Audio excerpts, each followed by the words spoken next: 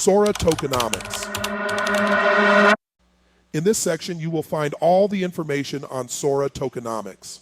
Starting with the token bonding curve, each subsection will cover the main SORA economy tokens.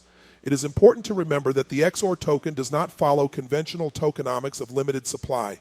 Instead, its supply is elastic, tied to the token bonding curve, TBC, and managed through SORA governance.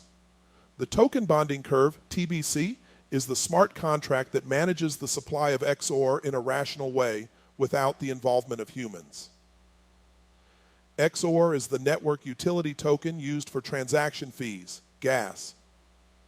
VAL is the token awarded to validators for securing the SORA network. PSWAP is the LP reward token for liquidity providers on Polkaswap and is burnt with every transaction. XST is the platform token used as the collateral asset for the creation of SORA synthetics.